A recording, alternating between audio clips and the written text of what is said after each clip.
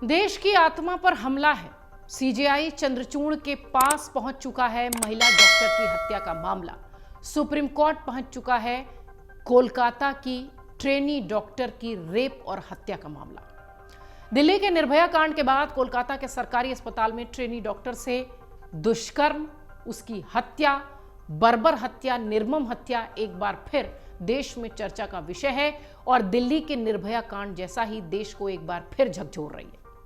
आरोपियों को सजा दिलाने और खुद की सुरक्षा के लिए तमाम डॉक्टर्स कामकाज छोड़कर सड़कों पर हैं, न्याय की गुहार लगा रहे हैं। वहीं दूसरी तरफ इस पूरे मामले में जमकर राजनीति भी हो रही है। राजनीतिज्ञ, राजनेता रोटियां भी सेकने में पीछे नहीं है। बंगाल पुलिस को दिए अल्टीमेटम के बाद अब केस सीबीआई को ट्रांसफर हो गया। कोलकाता केस की जांच में तेजी लाने और आरोपियों पर जल्द से जल्द कार्रवाई करने के लिए 3 याचिकाएं लिटिगेशन पहुंची हैं chief justice of India DY Chandrachud के पास।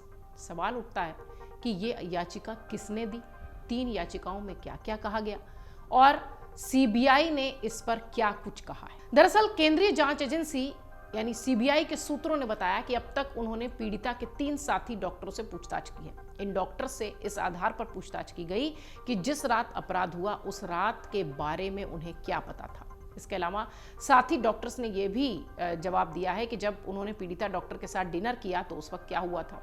सभी के बयानों को सीबीआई ने दर्ज कर लिया है। सीबीआई ने यह भी पूछा है कि उस रात पीड़िता को आखिरी बार किसने देखा था।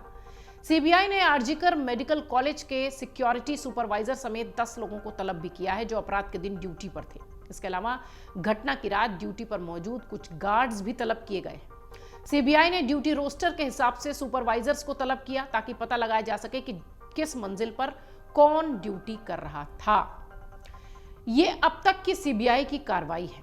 सीजेआई चंद्रचूड़ के पास यह मामला पहुंचा है और कोलकाता के सरकारी अस्पताल में ट्रेनी डॉक्टर से रेप और हत्या के मामले पर सीजेआई चंद्रचूड़ ने भी अपनी प्रतिक्रिया दी है। सीजेआई को 3 पत्र की याचिका मिली है जिसमें आर्मी कॉलेज के एक डॉक्टर की भी याचिका है।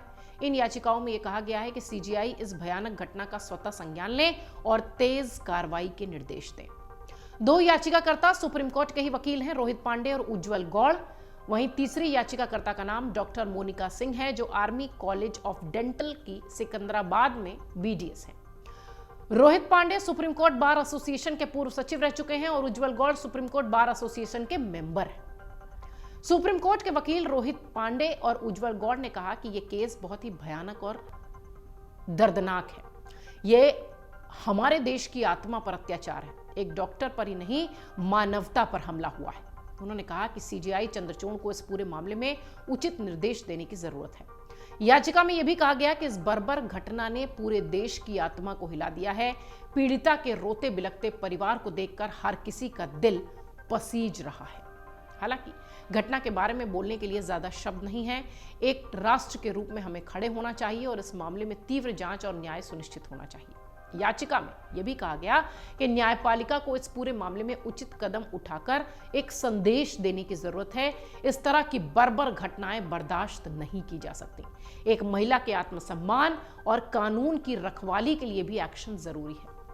डॉक्टर मोनिका सिंह ने अपनी याचिका में कहा कि सीजेआई चंद्रचूड़ को इस मामले में स्वतः संज्ञान लेना चाहिए। अस्पतालों में सुरक्षा को लेकर न्यायालय को उचित निर्देश देने चाहिए। अस्पतालों की सुरक्षा के लिए केंद्रीय बलों की जरूरत है। आपको बता दें, कोलकाता के आरजीकर मेडिकल कॉलेज में महिला ट्रेनी डॉक्टर के साथ बर्बर दुष्कर्म हुआ, उसकी हत्या हुई, जिस घटना के बाद देश भर में उबाल है और अब यह मामला पहुंच चुका है सीजेआई के टेबल पर।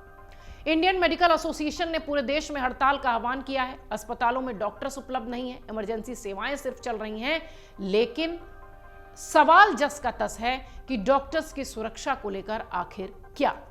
और मामला चूंकि सीजेआई के टेबल पर पहुंच चुका है 3 याचिकाओं के जरिए, इस पर अब सीजेआई क्या संज्ञान लेते हैं, क्योंकि जो डॉक्टर्स लगातार हड़ताल पर हैं वो यही मांग कर रहे हैं कि एक कानून बनाया जाए और उस कानून के तहत सभी डॉक्टर्स की सुरक्षा को सुनिश्चित किया जाए।